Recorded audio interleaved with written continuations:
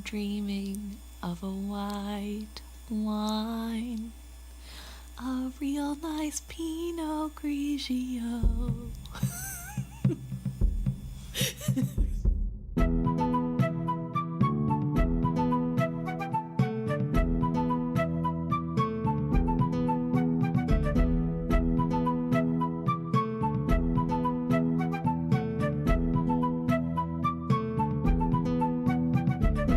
Welcome back to another episode of Is Fitz Happy? I'm Luke. And I'm Emma. This episode we're discussing Chapter 12, Tasks. And the beginning part of this one is just another blurb from a slightly different perspective of the Red Ship Raiders' war and why the people don't like Verity. Yeah. It just kind of goes into how the Six Duchies weren't prepared for an all-out war. They had grown rusty with just the occasional skirmish, and the people didn't realize what Verity was doing for them, skilling out, and so it looked like the crown was doing nothing. Mm-hmm. That's pretty much the whole thing. Is there anything that you wanted to go into on that? Not really. Just that it talks, the author, whoever it may be, we assume Fitz. I guess it could be not Fitz, but pretty confident it's Fitz, says that they understand why the people didn't like Verity, which I thought was really interesting because Fitz is so pro Verity all the time and is very upset when people talk bad about him, that it was really interesting to have this little moment of we cannot really blame the people. It seemed the longest winter of my life.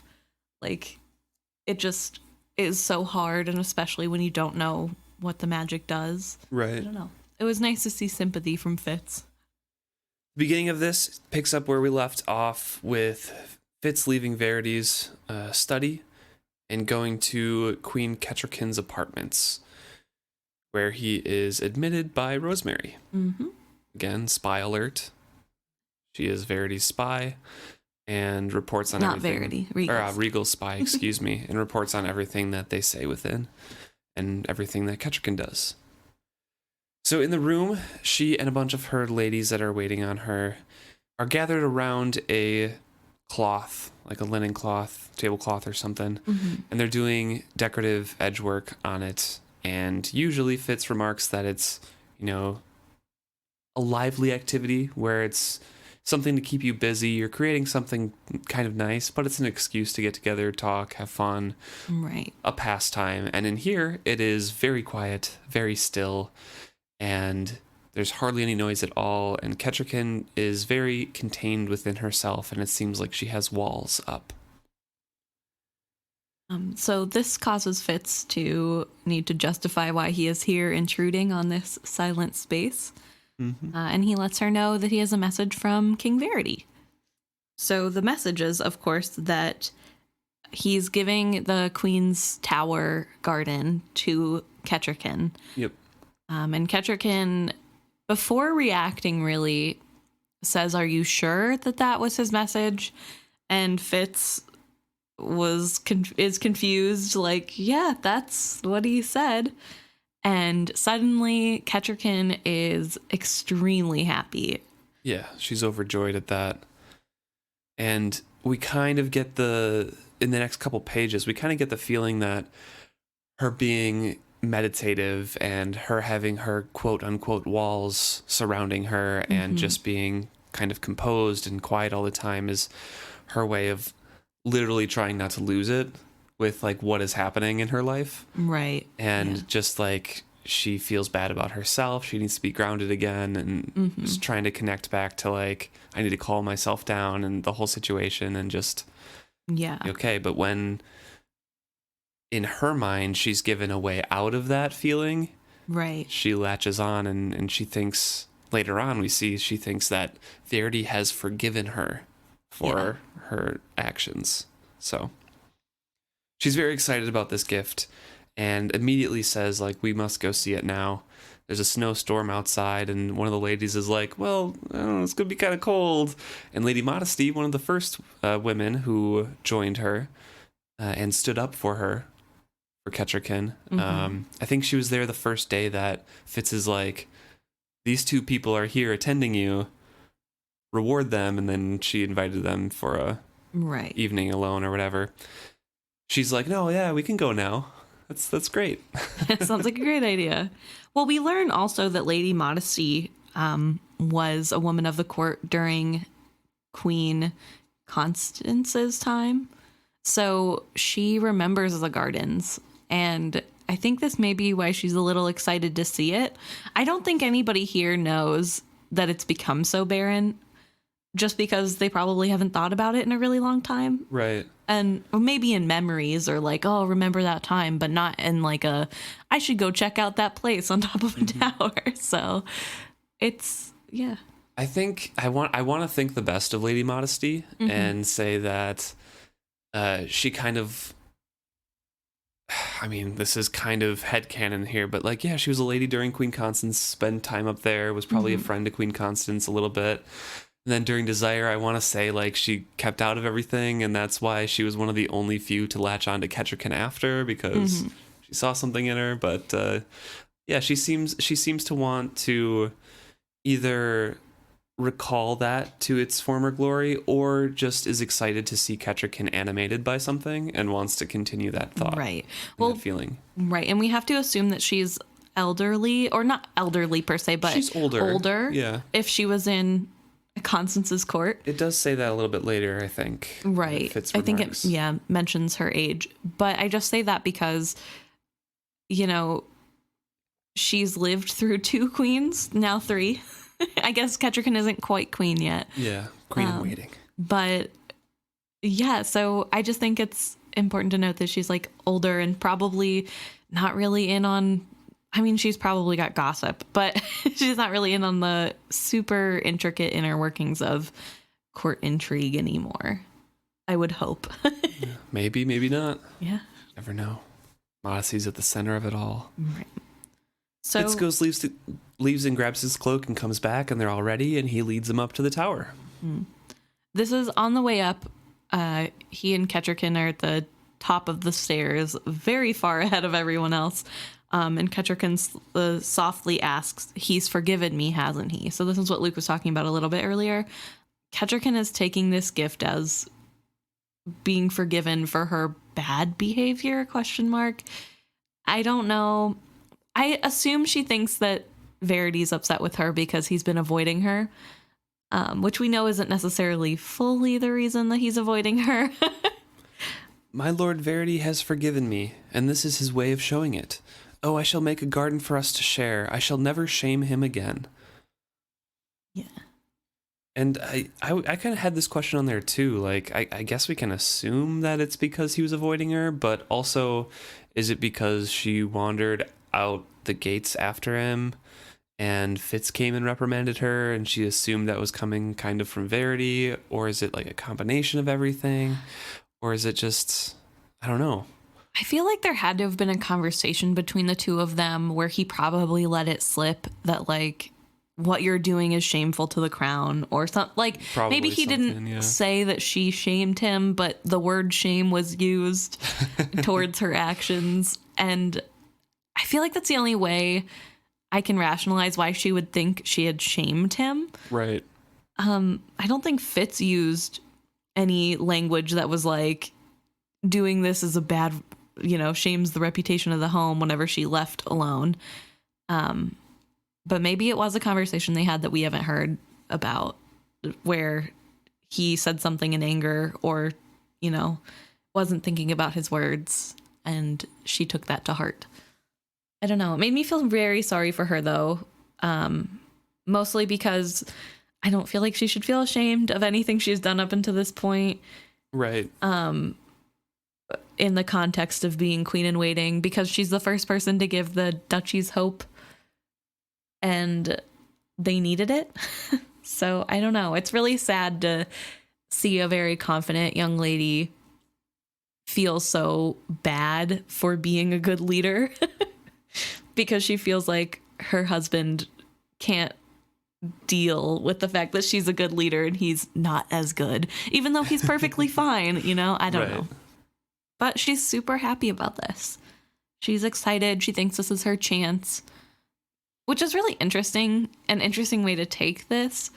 I suppose we know that she likes gardening, so maybe she thinks that he's doing this because he knows that she likes gardening and that he remembered something about her and knows she would do well in this area. Yeah. And is giving her something to physically do, which I think is really all she wanted. Yeah. Was physical work. It says here, she swept a load of snow from a stone bench and then picked up the cherub and set it atop it. It was not a small statue, but Kettricken used her size and strength energetically as she extricated several other pieces from the drifted snow.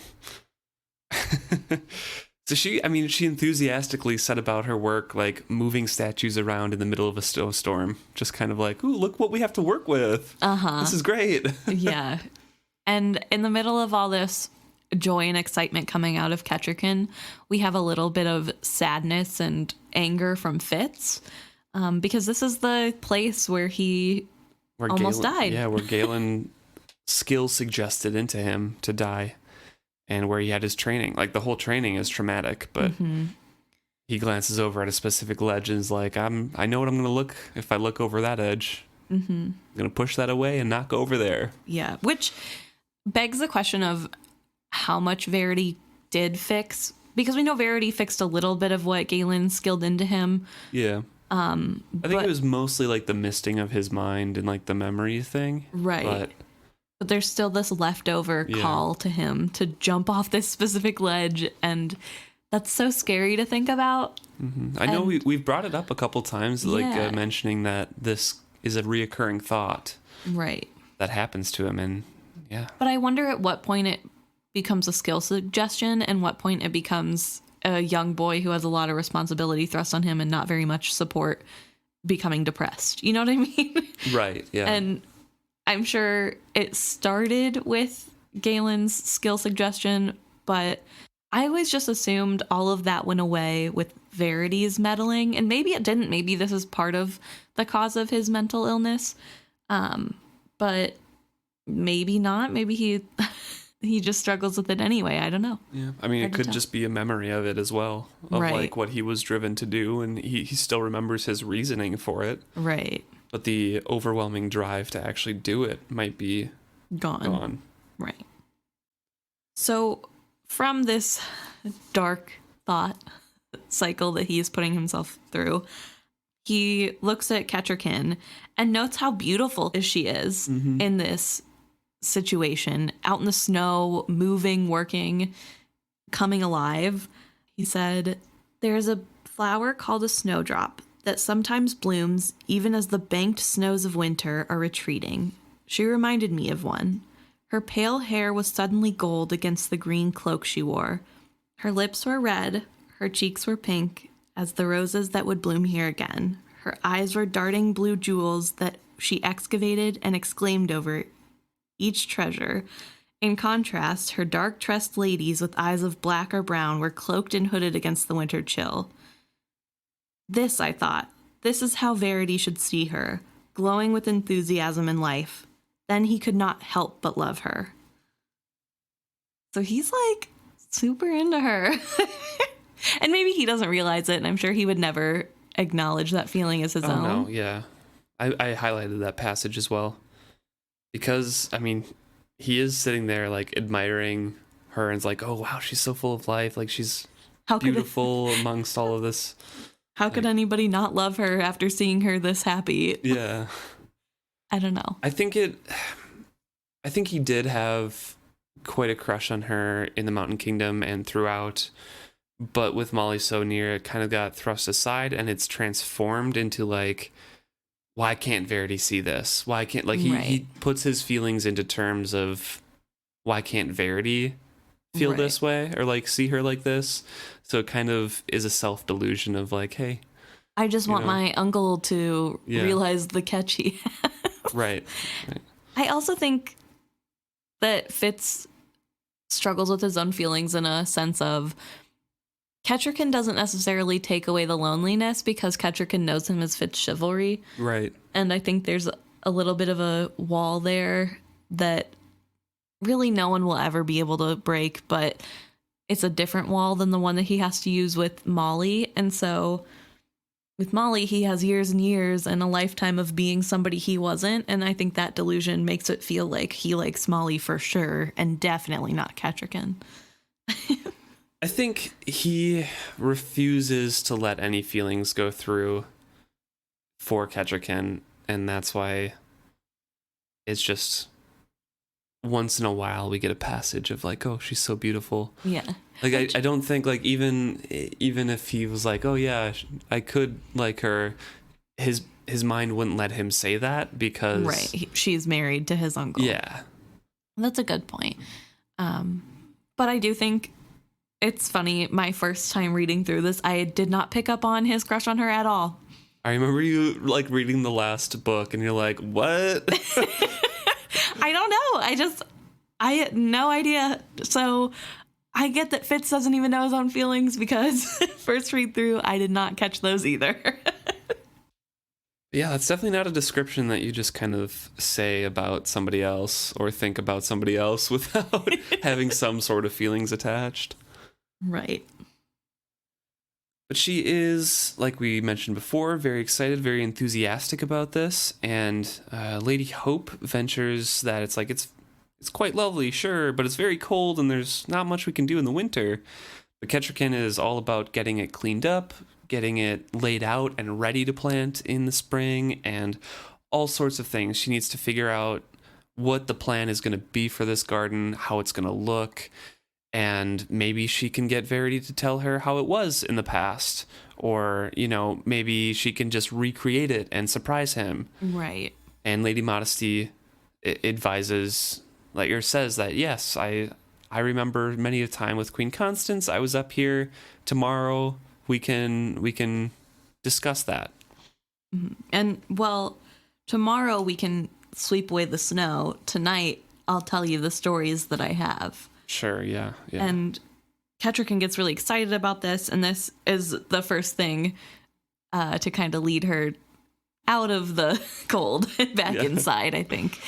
Because I think she would have been fine to just pick up a shovel right now and go to town. 100%. So... But this also shows the growth of Kettricken, and she, like, takes those cues from other people and, like, yeah... You know, would you tell me tonight? And then, like, leads people down. Yeah, she realizes, oh, yeah, I'm the only one from the Mountain Kingdom here. They're not used to being outside and cold. So, yeah, there is some growth there. And her positive reaction seems to be a great thing for her ladies, especially Lady Modesty. Yeah. They really appreciate seeing how happy she is for once. Any reaction from the past few days, honestly. Right. I'm pretty sure, like, if she has been like we've seen her in the past two scenes, one where she tried to teach Fitz to meditate, and the second one, right when we walked in her room now, it has been extremely silent in her rooms. So,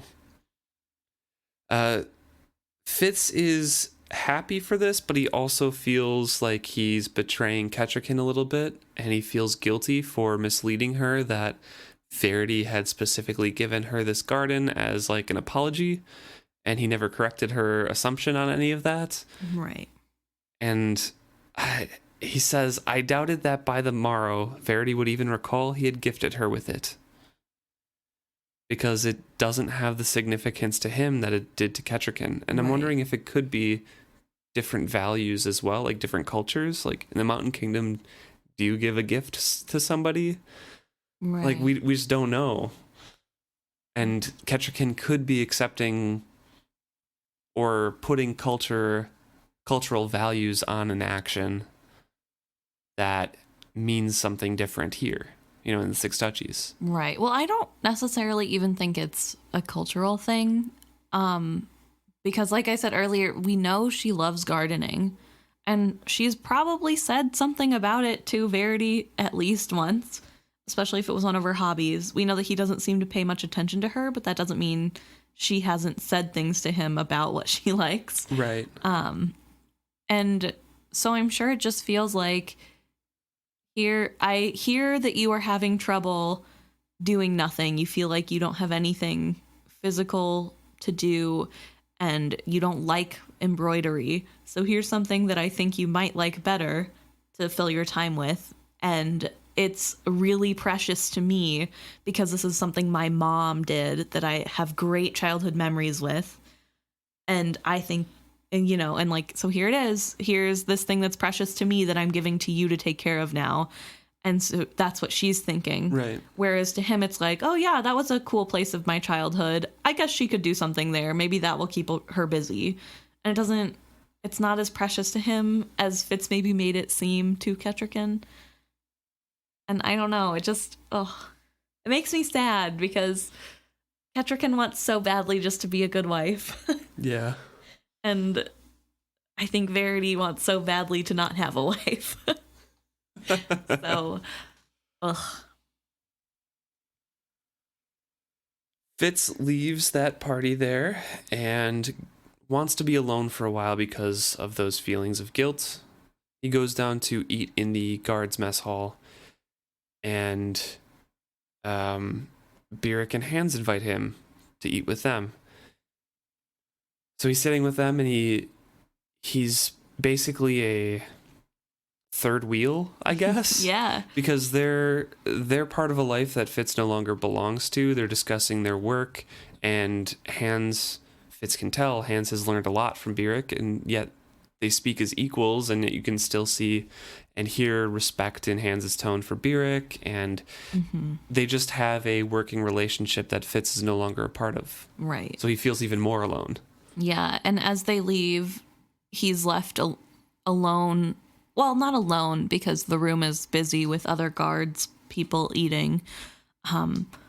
But he notes that there's so much noise and just different things happening around him.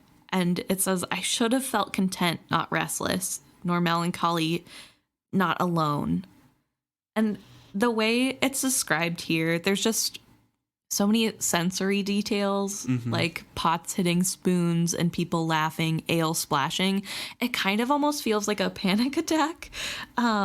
Like sometimes you get a sensory overload. Some types of panic attacks from anxiety, you get a sensory overload where you're overly aware of sounds and noises and things going on around you, but you feel really separated from that. So I wonder if this is kind of like a reaction to being in the tower, to having to sit somewhere where so much awful things happen to him and then trying to go back to normal life and having all this stuff around him. Just maybe he was just feeling overwhelmed. Interesting. I didn't think about it like that, because the sensory description is, they speak of the pleasant sounds of talk, of spoon hitting the pot's side, the thud of someone cut a wedge of cheese from the wheel was like a music. Like all those right, very pleasant descriptors didn't put me into that mindset at all. Yeah, I guess maybe, and this could be I'm taking something from my own personal experience and placing it over. But I know sometimes if I'm having really bad anxiety, I know that the sounds around me should be happy and there's nothing scary about them. They're not anything, that should be making me upset or in any way. And then it's I feel like I just resonated with his, I should have felt content, not restless. And it just really felt like what happens when you're kind of sensory overload. So I just figured oh, maybe that's what he's going through right now after reliving trauma. Very interesting. I really like that. And he gets talked to by Night Eyes. Yeah. And they have a meetup that night, and Fitz is bringing out some bones and some more medicine and has to wait for Night Eyes to come because he was out hunting pretty far from the hut. Yeah. And he applies the medicine, and Night Eyes licks it in because it's goose grease, and I'm sure it tastes delicious to a wolf. And they speak on what Night Eyes was doing, and he was hunting like I mentioned, but he had also picked up scents of the Forged Ones wandering around where he was, and he was wondering when they were going to go hunting. because he realizes from Fitz's talk with Verity that they're going to go out and kill some more of the forged ones that they did the previous day. Right. And he asks when it is that he thinks that they can go hunting. And Fitz starts out by saying, maybe we're going to wait 2 days and see. I want to be able to hold a sword. Right. And that's when Night Eyes kind of lets it drop that, well, maybe go a little bit quicker because they're really close. Yeah, I saw some today. Senseless ones. They had found a winter-killed buck on a stream bank and were eating it. Fouled, stinking meat, and they were eating it. But it won't hold them for long. Tomorrow, they'll be coming closer. Then we hunt tomorrow. Show me where you saw them. I did not know you ranged that far. Did you go all that way today with an injured shoulder? It was not so far. I sensed a bit of bravado in that answer, and I knew we would be seeking them. So Night Eyes took it upon himself to go and try to snuff some out and find where they were and see how soon this might be. Right. And he calls it hunting, which Fitz kind of doesn't like. Yeah, it's scarcely hunting, Night Eyes. No, but it's a thing we do for our pack. And so it's really interesting what Night Eyes is picking up from Fitz. Just like, oh, sure, this isn't what a normal wolf would do. This isn't even like hunting because we're hungry. But he relates it to wolf terms of another group is invading in our area and we need to save the pack. And It's really interesting to see it in a sense like that. Like, this is just a natural thing that animals and people do, where Fitz is really struggling with the morality of, I don't want to be a tool that's easily disposed of, and also these are six duchies people, so it's hard to kill them, even if they aren't people, so to speak, right now. The next line here really is a difference from what we were talking about before in the dining hall. I sat with him for a while in companionable silence, watching him gnaw on the bones I had brought him. And here he's alone, he's with his wolf, and he found his center.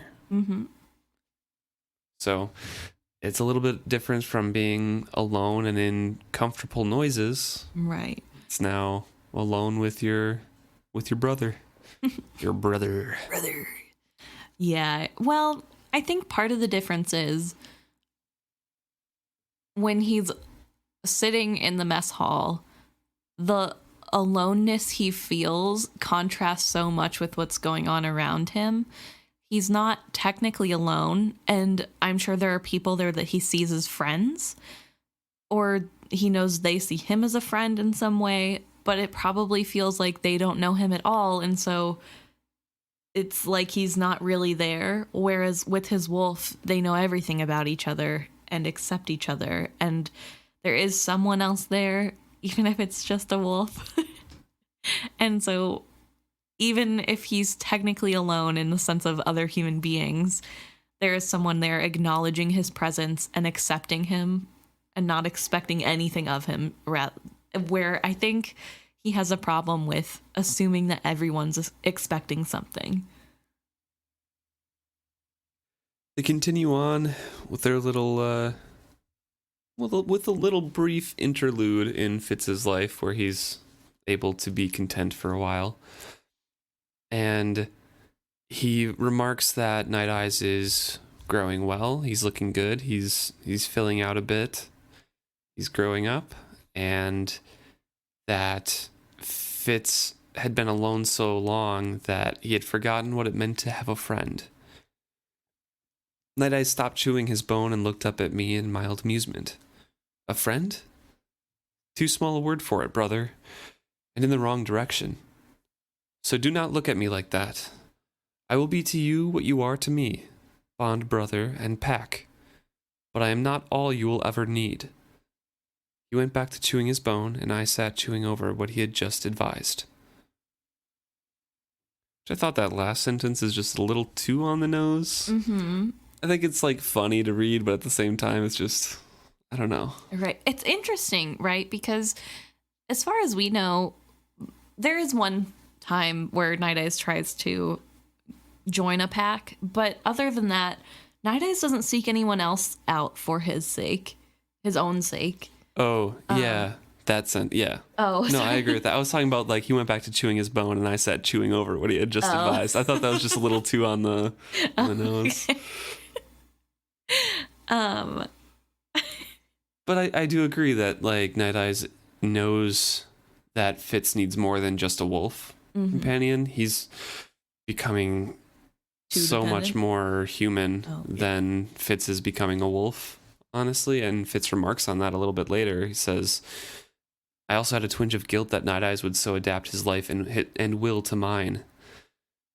I mean, he also reflects on adapting to hunting the Forged Ones after, because of what you had mentioned previously too, that he has a difficult time hunting Forged Ones. Mm-hmm. But yeah, I mean, Night Eyes doesn't really want. I mean, he wants to join a pack at one point because he thinks he wants more, and then he realizes he doesn't need more. Right. So it's interesting that he's pointing out to Fitz, to me, that like, hey, probably don't be a weirdo with just a wolf as a friend. Like, I mean, I think it also comes from experiences that they've had already. Fitz didn't stay with Night Eyes when they were playing. True. He exited his mind. He turned towards the human world. There's been a couple times like that where he's like, no, I need my separation. I need to be with just humans sometimes alone.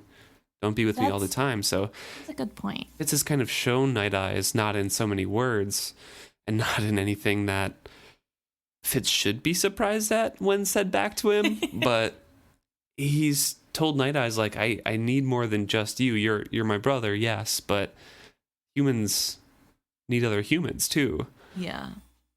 And I think that Night Eyes kind of takes that and he's like, maybe I can try being part of a wolf pack someday or whatever. And that's where that comes from. Interesting. I don't know. I don't know either. Fitz does leave though, says goodnight to Night Eyes, and he's like, well, I'm not gonna sleep. Yeah. But yeah, you go back to your keep. Uh-huh.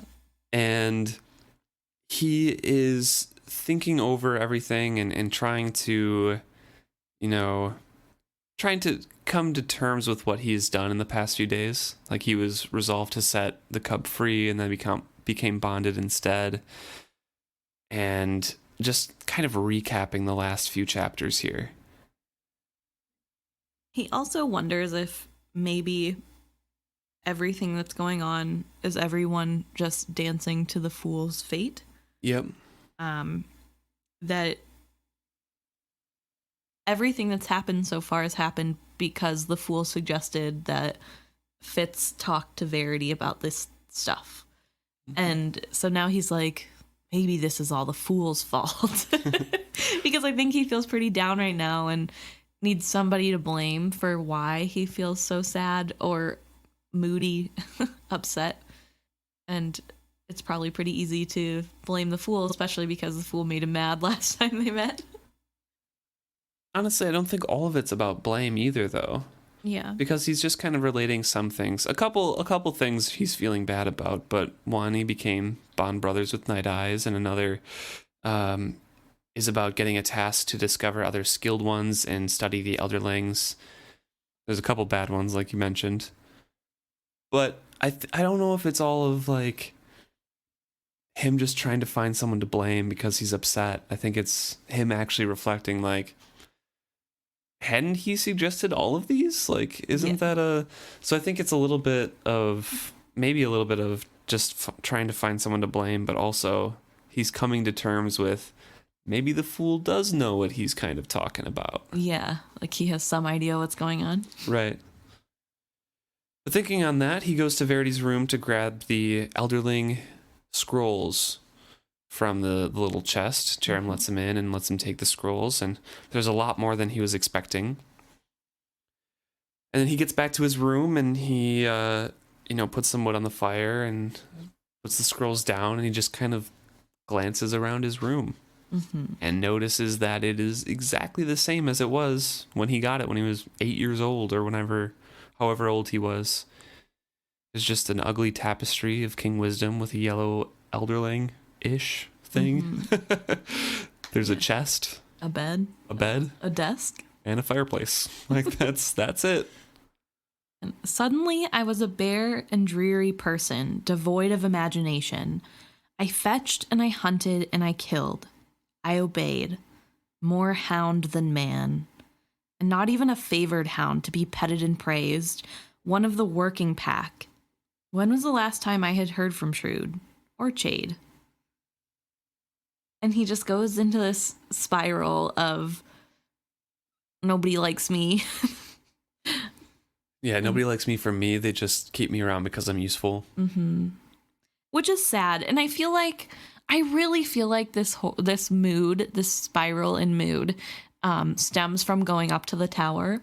Definitely could be, yeah. And I think it would be hard. I mean, he was abused up there with all the other kids and young adults that were learning the skill, but still, it's not a good place to be. And I think it just really reminds him of the dreariness that was put into his brain of he is worthless. Right. And now he's, looking back over his life and seeing like, hey, maybe I am worthless because, I don't even have any decorations in my bedroom, which is sad that he thinks that way, but you can kind of see where it's coming from. Yeah. And it's sad to watch him spiral like this. Suddenly, I could no longer abide my own company. I set down the scroll I had picked up and left my room. When I knocked at the door of Patience's room, there was a pause. "Who is it?" came Lacey's voice. "Only FitzChivalry." "FitzChivalry?" A bit of surprise in the tone. It was late for a visit from me. Usually, I came during the day. Then I was comforted to hear the sound of a bar being removed, and a latch worked. She had paid attention to what I told her, I thought. Yeah. He goes to find somebody to talk to, and he knows he has a task that he wants to relay to Patience, and so he goes to Patience with that as his excuse. Yeah, I think that's definitely just an excuse he thought of once he got there. I think he probably knows that Patience cares for him a lot. And if anybody's going to make him feel a little bit better, it's going to be the woman who supports him and is in his corner. And who literally came to the court because of him. Yeah. Who he was, and that's what he learned like a couple chapters ago or last chapter. So, yeah, definitely. When he gets to the room, he sees that it's not just Patience and Lacey. Molly is sitting there as well. And after a brief glance at Lacey, immediately charges over to Molly and kind of forgets his propriety and everything like that. And shows that he is definitely related to Regal. Gets down on knees in front of her. And I cannot go on like this anymore. No matter how foolish, no matter how dangerous, no matter what any other may think, I cannot always be apart from you. She pulled my hand away from me, and I let it go not to hurt her fingers, but I grasped at her skirts and clutched the fold of it like a stubborn child. At least speak to me, I begged her, but it was Patience who spoke. FitzChivalry, this is not seemly. Stop it at once. It was not seemly, nor wise, nor appropriate for my father to court you as he did either, but he did not hesitate. I suspect he felt much as I do right now. I did not look away from Molly. That won me a moment of startled silence from Patience, but it was Molly who set aside her needlework and rose. And, he's being overly dramatic. He's being very dramatic in this whole scene. It's out of nowhere, too. It's just like... floodgates are opened. Yeah. He feels valued when he was with Molly. And there she is, so... Yeah. Yeah. And Molly decides to leave. She does not acknowledge whatever it is that's going on. Yeah, I mean, she does acknowledge it. Well, eventually. And she speaks to him about, like, we have a difference in class. I could, never be with you. There's nothing between us. Mm-hmm. I've come to see that over the last few weeks. And Fitz tries to say that, you're Molly and I'm New Boy. And Molly's like, nah, once we were like that, maybe, but not now. Yeah. Well, this is what I think is really interesting about their relationship. Molly points out, you are a young noble of the royal family, and I am a serving girl. And Fitz's reply is, no, you're Molly and I'm New Boy. And I really feel like this is a little bit of delusion on Fitz's part, that if he's with Molly, the other stuff doesn't matter, which is childlike in a way. It's very reminiscent of a first crush, but it's not real. Right. And the feeling of, well, no, we can just go back to what it was when I was just New Boy and you were Molly. Nothing else has to matter. Where Molly has to sit here in the reality of, but it doesn't matter if that's how we feel about each other, because you really are a royal and I'm really not. And we have to remember that this whole conversation is tinged with what Regal has been saying to her. True. As well. And we learn more about that in the scene following this, but there's a couple times in here where I want to point out what she says later about what Regal was saying is reflected in this conversation. Yeah. And that's one of them, that there is a difference between the princes and the whatever, and there can be nothing between you guys and that sort of thing. That's one of the things that Regal has been telling her. Right. But I don't think it's necessarily wrong. I mean, I think hers is the extreme version of that. I think they're both on opposite ends. Yes, the extreme of opposite ends. And I think that this read through, especially of this chapter, it made Fitz's feelings for Molly feel very selfish and wrong to me in a way that it hadn't before, just because Fitz is so alone right now and he's really struggling and he feels like his life is changing too much and nobody cares about him. And so to get away from that feeling, he wants to pretend like it doesn't exist and go back to that feeling of being New Boy and Molly. And I think that's really not nice to Molly because she doesn't know that's where he's coming from. Yeah. And I don't know. I just don't love this. It made me really sad because I've been a big fan of Molly and Fitz this whole time. My first read through, I was a big fan of their relationship. And I think this read through, especially this chapter, I was just a little disappointed. And I don't know what changed from my first reading to the second reading. But especially this scene of, no, I'm not a royal, I'm New Boy, feels very just, I don't know the word I'm looking for, but misleading a little bit. Yeah, maybe. I think they're both wrong here. Right. I mean, they both take the wrong sides of their perspectives. If you're considering two people in love, you can't just say, no, we're two different classes, we can't be in love. That's wrong. Right. But you also can't say, like, we're just people, we don't have to take into account, where we're coming from. That's also wrong. There's a compromise, there's a middle ground, there's, everything you kind of have to say, like, oh yeah, we're from, different places, but we are still people and not, made up of just what our station is in life. Right. So, I don't know.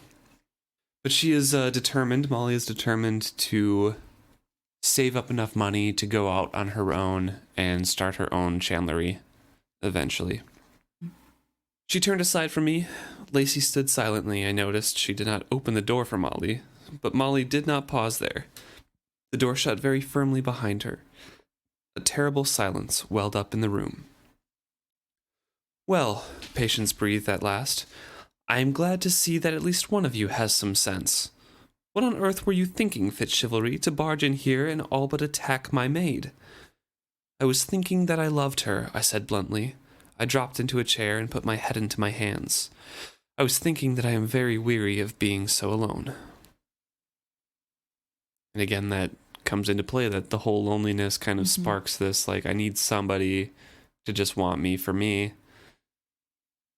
and I'll be whoever you want me to be, Yeah. as long as I'm just me and not a royal. Yeah. Which, super unhealthy. Not great. Oh, yeah, very. Everything about Fitz in these books is super unhealthy, pretty much. Yeah, that's a good point. Even the good parts of him are like, nah, that... Maybe see some therapy. Get some help. But, now Patience is a little offended. Like, oh, so you just came here because you're lonely and wanted to confess your love? To which Fitz says, no, I didn't know Molly was here. I came here to see you, actually. That just happened to happen. And he wants to know if Molly speaks of him at all to Patience and Lacey, and they're quiet on everything and won't tell him. But he says, I am not a babe, and this is not some bauble you hide from me to distract me with other toys. This is Molly, and she is my heart, and I will not let her go. I am afraid you must. Patience said the words heavily. Why? Has she chosen another? Patience batted my words away as if they were flies. No, she is not fickle, not that one. She is smart and diligent and full of wit and spirit. I can see how you lost your heart to her. But she also has pride. She has come to see what you refuse. That you come, each of you, from places so far apart that there can be no meeting in the middle. That line right there, this is one of those things that I wanted to point out, also comes from the conversation with Regal, of Fitz and Molly talking about what Regal has said to her.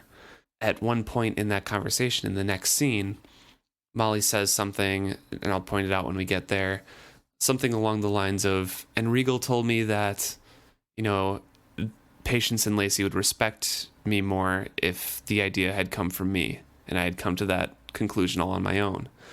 And this is like where it's coming through. Patience is like, at least one of you has sense. She came to the conclusion that you guys are too far apart and not good for each other. Also, okay, just a quick little aside. How did Regal know that was exactly what Patience wanted to hear? Regal's good at this. He can read people. Like, hate to give praise to a villain, but credit where credit is due. What do you mean you hate to give praise to a villain? You love a good villain. I do love a good villain. But like, in the moment, oh my gosh, Regal's the worst. Kennett's the worst. Kyle's the worst. Clarice is all the worst, but at the same time, oh my gosh, the drama, the dramatics is so good. I love the drama. It's great. Ugh. But no, so I just think it's really interesting that he knew exactly what to say to her to get her to say the things that Patience wanted to hear. That's exactly what Patience was saying to Fitz. How does he know that that's what Patience would think? It's so crazy. I don't know.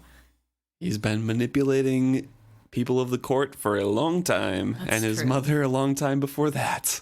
I guess he would know that Patience is probably super susceptible to being worried about people talking bad. Yeah.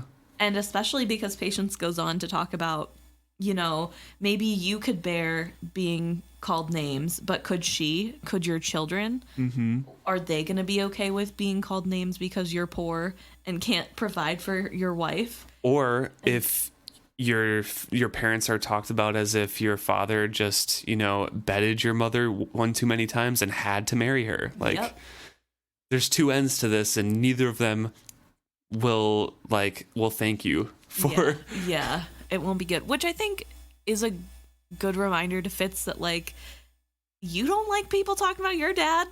Yeah. It hasn't been so great for you. So why on earth would you do something that does that to your potential children?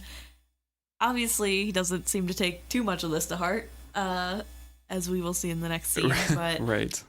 It does with a little help from Lacey. It does cause him to pause and think. He says that his heart will not change, and Patience says that I don't think that Molly's will either. She cared for you, Fitz. Not knowing who you really were, she gave her heart to you. She has said as much. She also, though, makes sure to say that, you're young, and there is a chance that you will meet someone closer to your station. Yeah. And I feel like this is her talking from her own experience of her and Burek. That could definitely be true. They were young when they met and had a crush on each other. And then That could be her one own of them rationalization. Yeah, one of them found somebody closer to their station. Yeah. The other just stayed as a permanent third wheel, so. But yeah, I think she's trying to give him hope and that there could be someone else out there for him, which is true. He could have, if he wasn't so stubborn and so adamant that the only person who could love him is Molly, which I don't know why he has that in his head the way he does, because he's super weird about this one topic. I think he could have moved on. I think he could have gotten a different love, but just something about Molly. Yeah. He never outgrows it.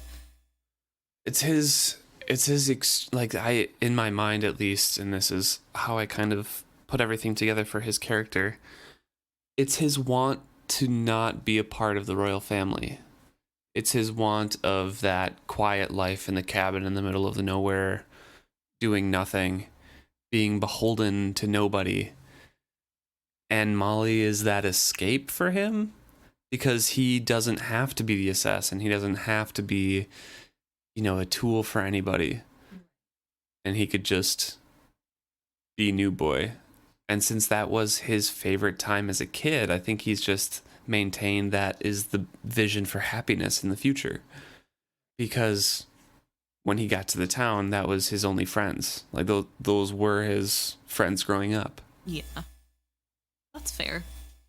And I guess also he is emotionally stunted for like a good 10 to 15 years, so he probably doesn't really get the emotional maturity to realize that your first crush really isn't the end all be all. Right. They don't have to be. And that you mean when he comes back to her at the end? Yeah. Yeah. And Patience continues on saying that, Molly doesn't want to be a servant marrying a noble. She doesn't want her children to be daughters and sons of a keep servant. So she's saving a little bit what she can. She's still doing her trade as best as she can. She's still buying her waxes and her scents. And she wants to save enough somehow to begin again with her own chandlery. It will not be soon, but that is her goal. And I want to say that it will not be soon is a little bit of a contradiction to what Molly says later as well. Mm-hmm. Well, I don't think Molly's told her just how close she is to that, but... Exactly. She sees no place in that life for you. And Fitz is... With that final word, Fitz is kind of deflating here quite a bit. And he reaches out to Night Eyes for comfort. Yeah. Night Eyes is sleeping currently, but he, mind pets him, which was kind of funny to me. So as not to wake him, and then comes back to the room where Patience says, "What will you do?" And he has tears in his eyes as he tells her, "What I am told," I said heavily.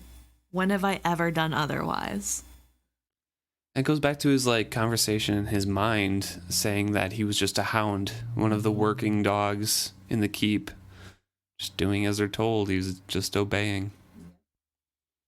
And he goes to leave, but before he does, says, "Hey, the reason I was here was to let you know Kettricken is making the garden again, and I think you should go see her because she wants to remake it the way Queen Constance did, and I thought you could recall it for her." And this starts an interesting conversation where Patience is like, "Oh, I'll draw up some stuff and I'll explain it to you so you can explain it to her." And Fitz goes, No, I think you personally should go talk to her."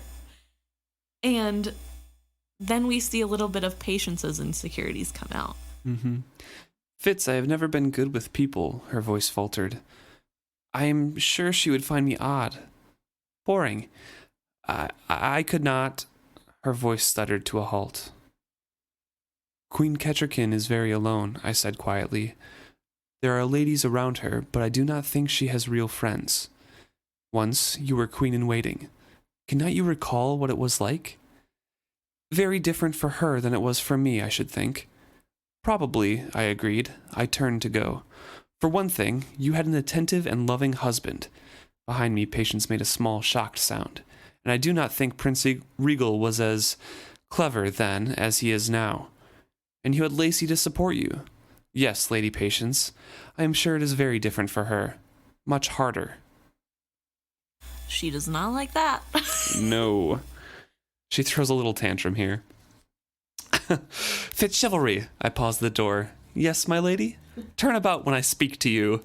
I turned slowly, and she actually stamped the floor at me. This ill becomes you. You seek to shame me. Think you that I do not do my duty? That I do not know my duty? My lady? I shall go to her tomorrow, and she will think me odd and awkward and flighty. She will be bored with me and wish I had never come, and then you shall apologize to me for making me do it. I am sure you know best, my lady. Take your courtier's manners and go, insufferable boy. She stamped her foot again, then whirled and fled back into her bedchamber.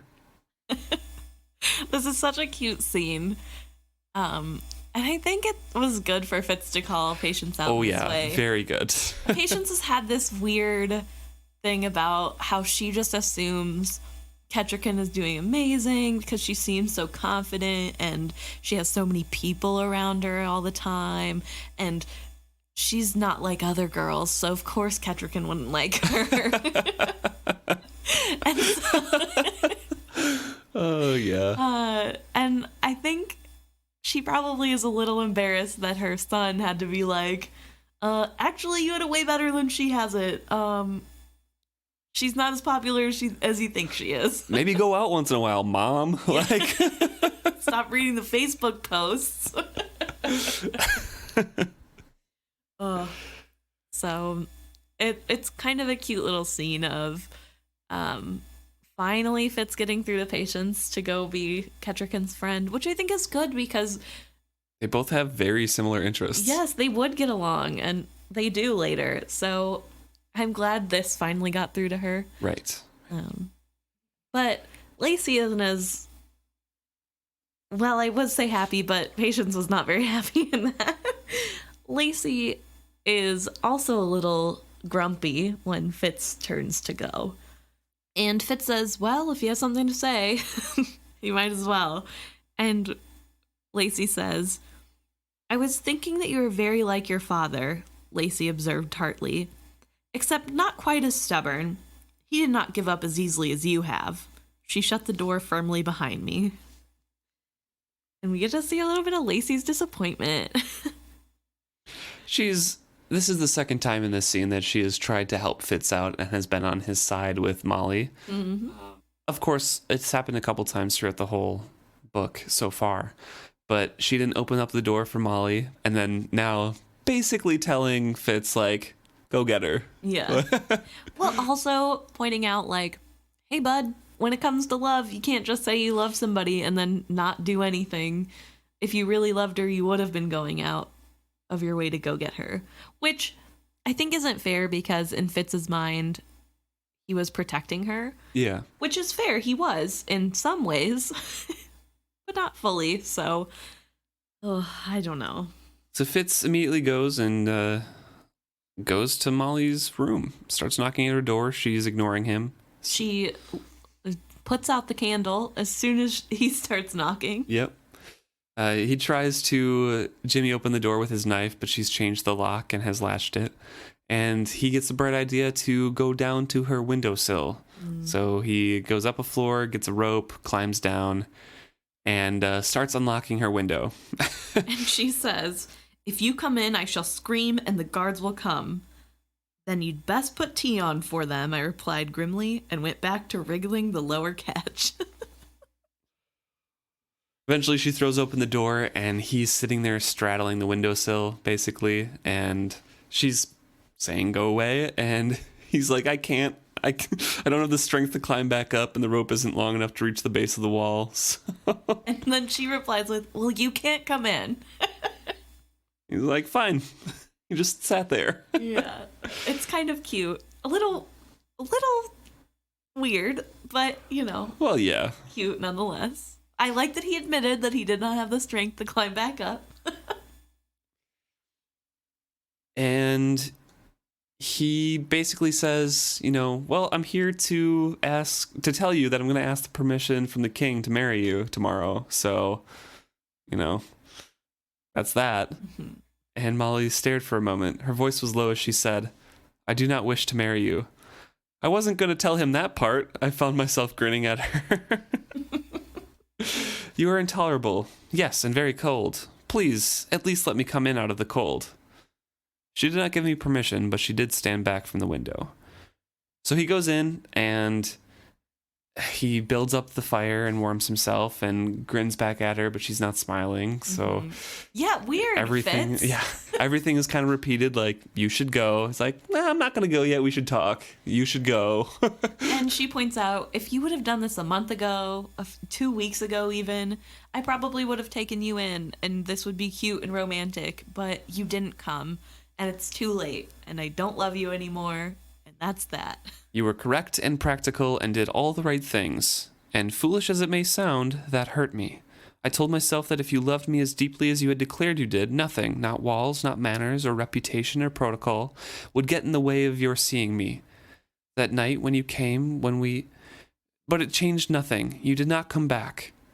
But it was for your sake, for your reputation, I began desperately. Hush.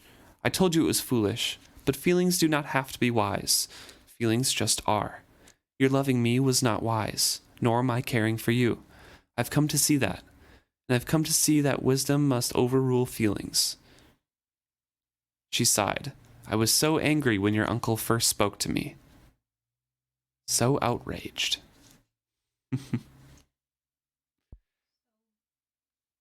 Before we get into the regal section, we have the talk of why Molly can't accept the feelings right now.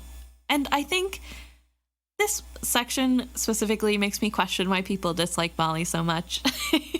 Because she admits that she knows that her feeling hurt because he didn't follow rules doesn't make sense.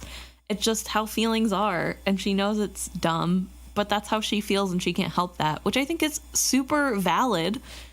She's acknowledging it doesn't make sense, but she's also acknowledging that she still feels that way.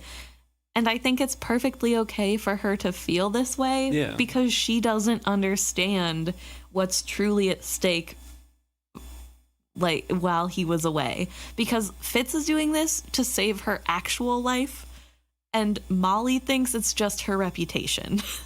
And which is nice, and it's super great that he's worried about her reputation, and he does worry about her reputation. But I think more so it's the fact that she could die because of him that keeps him away. And she doesn't see that, and he never explains that to her. Right. And so it's like, well, great, you were worried about my reputation, but then, like, I guess that means you don't really care that much because my reputation shouldn't be that big of a deal. Like, the stakes aren't the same on both sides. No. And so I always feel so bad that people hate on her so much because she's a teen girl who thinks this kid is just weird and, like, is really bad at expressing feelings. I don't know. But yeah, so I just read this part and was like, I love her. So they speak on Regal. She's kind of explaining what he has been saying to her. Mm-hmm. Basically, he made her see that it was in her own best interests to stop pursuing this with Fitz and to make her see that there was nothing that was ever going to happen between the two. She's crying as she says this, so Fitz crosses the room and gently takes her into a hug. And she continues talking. In a few more months, I will have saved enough that I can start out on my own again. Not open a business, but rent a room somewhere and find work to sustain me, and begin to start saving for a shop. That's what I intend to do. She doesn't like being a servant, and she doesn't want to do it longer than she has to. Fitz kind of prompts her to speak more on Regal, to like, hey, what did he say though? And she says only what I should have expected him to say. When first he came to me, he was cold and aloof. He thought me a street whore, I suppose. He warned me sternly that the king would tolerate no more scandals. He demanded to know if I was with child. She was angry and says that they had never been together. And then he says, and he told me that if that was so, it was good, but then he asked what I thought I deserved as reparation for your deceptions. I just want to point out here, she becomes somebody, she sort of puts a trust in Regal. And I'm sure part of that is motivated by him giving her business, which we'll talk about later on. But why wouldn't she think about the first time? How much could he possibly know, number one, if he thinks that she could possibly be with child? How close is he really to Fitz if he's, like, assuming that she got pregnant? And maybe she just assumes, like, oh, Fitz told people that we were together even though we weren't. Let's assume she thinks the worst of Fitz in this way. But also, he's saying he's coming from the king. Fitz has never mentioned the king. I guess he just recently mentioned he's a bastard, so... Right. Well, he didn't even mention that, really. True, so. She found out on her own. But, like, he's mentioning that he's there for the king, and he's talking about how he's going to pay her money to leave, and that he wants her out, and that this is, like, you know, big scandal. And it just feels like... And then it's like, oh, how much is it worth to you? How much is your time worth that you think that he deceived you? Which isn't super great towards Fitz. So I don't see how she comes to think of him as a reliable person to talk to about Fitz. I mean, he is coming from a place of extreme authority. He's an actual legitimate prince to the crown. He is second in line at this point. He is literally the number 3 person in the kingdom right now. Touche. And he is coming to this serving girl and saying, hey, we don't want any scandals. Probably scaring her. Yeah, like, I mean, hey, true. what's going on? Like, no more scandals. What do you think you deserve? What will make you go away? Because Fitz deceived you. And he's rubbing in the whole thing that Fitz is the one in the fault here to probably poison, to get at Fitz, to poison her against him and everything like that. It just feels like, I mean, that's a good point that I wasn't, like, super thinking about, because I dislike Regal enough where I forget sometimes how powerful he is in title. But, like, he's so anti-Fitz in this. Why wouldn't you think, something's weird that he keeps trying to talk crap about his nephew that he seems to pretend to be super close with? I mean, remember, though, Molly is very blunt with what she says, like always. That's fair. Regal is not. That's true. Okay, and he could have phrased this multiple different ways very prettily and just gotten across that meaning without saying anything specifically against Fitz, and she just kind of like says it. So it doesn't like register that he is like super anti-Fitz. It's just that that's what the message was. Interesting. You know? I don't know. I don't like it. I mean, it's a month of him talking to her probably daily, but like, I don't know. I wouldn't trust him after he accused me of being pregnant and then tried to pay me off. That's all I'm saying. I told him I expected nothing, that I had deceived myself as much as you had deceived me. So then he offered me money to go away and never speak of you, or what had happened between us. He offered her enough to open a chandlery. Of course, she was angry at that because she has pride in what she does. But she also has pride in that she really does love Fitz. Yeah, definitely. If she took money to stop loving Fitz, that makes her no better than the street whore he thought she was. Yeah, is what she says. He was angry, and then he left. And Fitz says, well, he makes mischief. He seeks to injure me by driving you away, to shame me by hurting you. And he kind of says out loud, but I don't think Molly really like understands, gathers from like what he said, what Fitz's thoughts towards this whole thing was. Because he specifically says, I should have foreseen this. All I thought was that he might whisper against you or arrange for physical harm to befall you. Yeah. All I thought was that maybe physical harm could befall you. But Byrrc is right. The man has no morals. He is bound by no rules. Molly continues on. He was cold at first, but never coarsely rude. He came only as the king's messenger, he said, and came himself to save scandal. that no more should know of it than needed. He sought to avoid talk, not make it. He talked with her a few times, and then he said he regretted to see me cornered so, and that he would tell the king it was not of my devising. He even bought candles of me and arranged for others to know what I had to sell. I believe he is trying to help FitzChivalry, or so he sees it. Ugh, this is so frustrating. And I know she does not know what we know about Regal, and it's really hard to separate what we know about Regal from what she knows, in my personal opinion. But it makes me the most mad that not once does Fitz ever say the king has nothing to do with this. He's lying. He doesn't point out any of the lies. He doesn't, and I know that it says that he decides not to argue about Regal because he doesn't want to seem like a jealous little boy. I bit my tongue before I spoke any more ill of him to her. It would only sound like a shallow, angry boy striking back at one who sought to deny his will. But, like, I don't know. Feels like you should maybe clear up the fact that Regal is lying about why he's there. Mm-hmm. Maybe. I don't know. You'd be like, hey, my grandfather, the king, doesn't know about you. So I don't know who he thinks he's being told to do this by, because it is not my grandfather, the king. I don't know. It just makes me so mad that he doesn't correct any of it. And I guess it would be hard to, like, figure out a way to do that in the moment. But, like, I don't know. Right.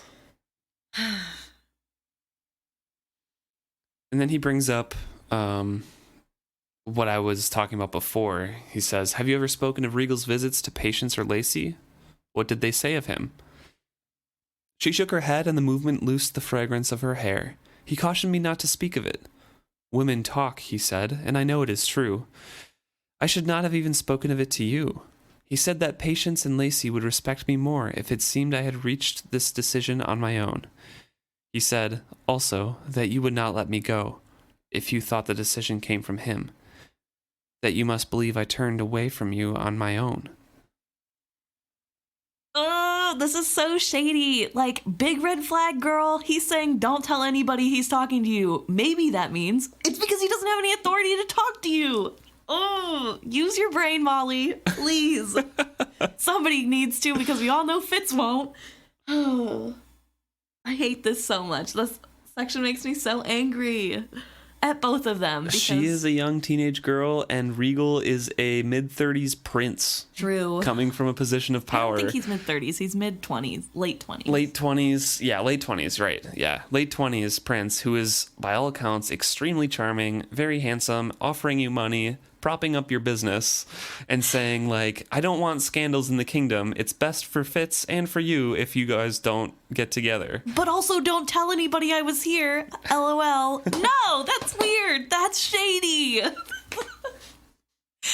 Okay, so if the vice president came up to you and said, like, hey, Kamala Harris herself. Yeah, hey, don't do this thing, or like go away for a while, but don't tell anybody I told you. I'm still gonna tell somebody. Like, there's no way I would not tell. You'll hear about it next week. Yes, next week on the pod, Kamala Harris joins us. No, I would. That's the thing, though, right? Is like, it makes sense for her to ignore the don't tell Fitz because we're family and he wouldn't like it. Like, sure, okay, whatever. But, like, don't tell anybody else either, because women talk. Like, first of all, grossly misogynistic. Second of all, big red flag. Talk to somebody. Who do you think told Molly these red flags? Her mother that passed away when she was born? Her abusive alcoholic father? Okay. That probably manipulated her, too? Like. Okay, that's a good point. She didn't necessarily have somebody to teach her about this in her life. And coming from an abusive background, she probably doesn't recognize it as easily. Ugh. Yeah. Hate it. I hate it so much. I hate it because it works, really. And it makes sense of why it works. It just makes me so frustrated that it does. So she kind of says, like, I don't know why I told you. And Fitz is like, perhaps you did not want to let me go. Or you didn't want me to let you go. Mm-hmm. She's like, you must. We both know there's no future for us. And then she kisses him. And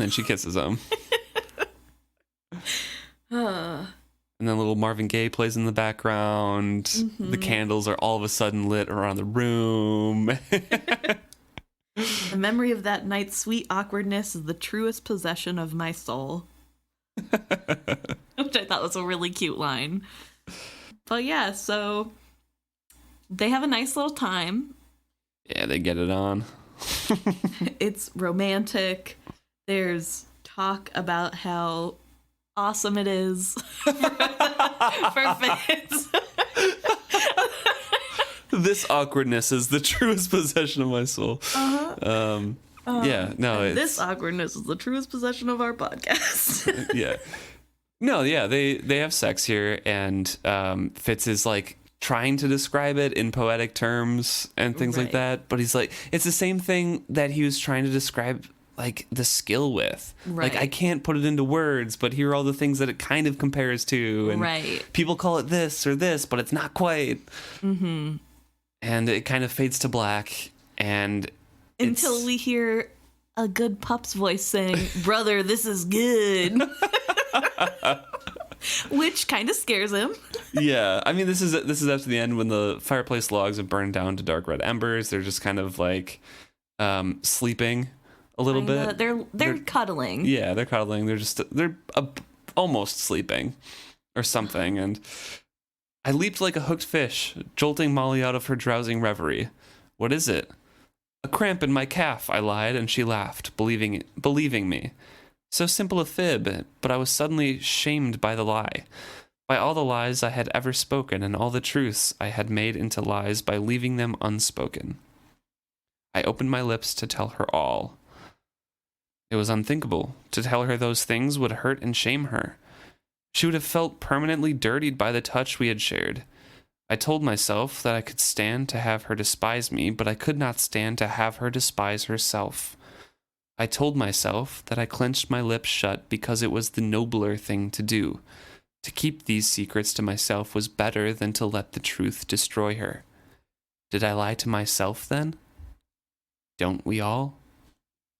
Yeah, so this was another part that to me really struck at the chords of Fitz's selfishness. Mm-hmm. And the big difference in Molly's point of view and Fitz's. Fitz has so much that he's hiding from Molly. But also, okay, so before you continue on, I'm sorry for interrupting you, but like, yeah, he's super selfish in this, but also like the next paragraph he says, I'm gonna sever the bond with Night Eyes. I'm gonna go tell him I'm gonna stop being assassin. Like, yeah, he's super selfish of hiding these, but it's like, in his mind, it's super justified because he's gonna cut it all out of his life anyways. Right. But I think weird. That's even, I know. I don't know how he keeps doing this. I mean, it is Fitz, but he keeps playing this game of it doesn't count because I don't think it should in this moment. Right. And then not realizing the hypocrisy of that. And it's kind of frustrating to continuously see. That's what he does later as Tom Badgerlock, too, in Withy Woods, because he literally just ignores that he had night eyes. Yep. He ignored, like, at least to Molly. Yeah. He ignores all those things, and Molly kind of knows a little bit of what he's doing with the crown, or, like, what he was in the past, but at the same time, nothing's happening now, so they just kind of ignore it. Yeah. And it goes on. I don't know. Super unhealthy. I don't know where he picked up this habit, but he should not have. And it also shows how much he takes charge of what other people are allowed to feel. Right. She, obviously, the only thing that can happen is my idea of what she's allowed to feel. I'm not even going to give her the opportunity to accept me or to do anything else because I have decided this will be her response and I don't want to deal with that right now. And that's not fair. That's not fair to Molly because maybe she would get it. And I understand that, like, maybe right after having sex for the first time, you don't say, by the way, I murdered a bunch of people before. And anyway. my pet wolf can literally feel everything that I am. And he said that you were really good in bed. So anyway, I'm going to go make breakfast. You want any? It's just like, I get that maybe this isn't the right time, but also maybe he shouldn't have done it at all if he couldn't have told her any of this. Right. And to say after the fact of, oh, Molly would hate the fact that she was sleeping with a murderer, then maybe you shouldn't have put her in that position, Fitz. Like, if you truly believe that would be her reaction, then you should have told her beforehand so she could tell you that she didn't want anything to do with you anymore. Mm-hmm. And that, like, this part made me a little frustrated with Fitz. And this part? Just this part. But yeah, wow, I'm looking forward to your full of optimism and everything for all of the rest of the books about Fitz. There's no more frustration. Nope. Yeah, so, yeah, like you said, he's now on the role of, I'm gonna quit being an assassin because there's no way that could go wrong. And also, Night Eyes is totally gonna take it cool that I'm severing our bond like 2 days after making it. I would make Night Eyes understand why I must sever my bond with him. Tomorrow. But today, in this day that was already beginning to dawn, I had to go forth with the wolf at my side to hunt the forged ones and slay them. Which, by the way, as though Night Eyes can't hear this thought process, like, we all know Night Eyes is there going, sure, buddy. So he promises himself that he's going to go to Shrewd with a fresh triumph and ask him to have permission to marry Molly. Mm-hmm. And Fitz says, like, yeah, I have to leave. I'm going to go ask the king. And they have a back and forth of, like, why do you have to go now? He's like, yeah, no, I have to go. Yeah. And Fitz finally is like, well, there's a rope hanging from the upper floor to your room, so that might excite some comment. Right. But also, when he brings up that he's going to ask permission to marry her, Molly says, I feel we are wed already. And Fitz goes through, he says, oh, I feel the same, but I need others to know that we're also married, which I thought was interesting. He doesn't need it, but it's just, there will be great satisfaction to me in letting all know of it. Right. But it just feels like a weird, like, this feels very like Molly's like, run away with me so we can be married in private and live on the land and, run away together. And Fitz is like, no, yeah, totally. I also agree that we're in love and could run away together, but actually, let's stay here and you continue being a servant and I'm going to keep being royal. I think that's a pretty dramatic take. It is a little dramatic, but as Molly says, feelings just are, so. Oh, God, please don't let that be an excuse for everything now. Okay, so they finally say goodbye, and right before he leaves, Molly says, come to me tonight, regardless of what the king may say. Promise me, otherwise I shall not survive this day. Promise me you will return to me. For no matter what the king may say, know this. I am your wife now, and always will be. Always. My heart stood still in me at that gift, and I could do no more than dumbly nod.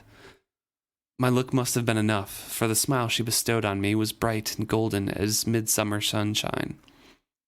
I lifted the bar and unhooked the latch of the door. Easing it open, I peered out into the darkened hallway. Be sure you lock up after me, I whispered, and then I slipped away from her into the little that was left of the night. Molly doesn't really care that they're, like, not married. I think she will eventually, but, like, right now, Fitz is like, oh, I'm going to ask him to marry me and everything like that. Mm-hmm. Molly's like, I'm cool with, like, this for now. Yeah, like, this is good. We don't have to get married yet. Like, we are married, though. Yeah. And she, of course, has to end it with, I'll always be your wife no matter what. And Fitz takes this as her saying that he doesn't say this, but in my mind, he takes this as her permission to continue lying to her. because she just said she'd always be with him. So I can what see does that it matter a if little he bit. A little keeps justification. Things... Yeah. Which is frustrating because she doesn't know what that means. Right. She does in her own way, but not with any context of who he is. I mean, he literally just got done lying to her for the third time since they've been hanging out. And she has no idea. I mean, she asks about his shoulder injury and he makes up something about a dog biting him. Yeah. And then she's concerned, like, what? He realizes it's just, like, to delay him, basically, because she wants to hang out with him more.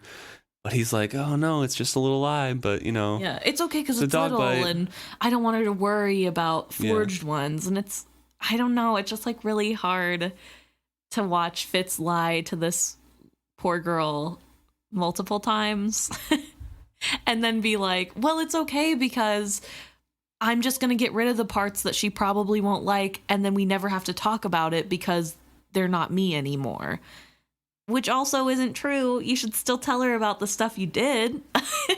I don't know. It is a very young way to look at love and how a relationship should work. But it's sad kind of to read. Right. I don't know. I feel very sorry for Molly in this. Thanks so much for tuning in to us this week. For once, Fitz is happy. For once, Fitz is happy at the end of it. Yeah. I can say that, yeah. Yeah. I mean, the beginning of it was a little rough for him. Yeah. It was kind of spiraling from the top of the tower, but hey, pretty happy now. He had a pretty good night, so feeling on top of the world before he crashes a little bit later. So, thanks for joining us this week in this discussion. If you have anything to say to us about, Royal Assassin in general, about this chapter, about the whole series, about this trilogy, or, asking questions about anything, please let us know. Shout out to us at isfitshappy@gmail.com or any one of our social medias at isfitshappy.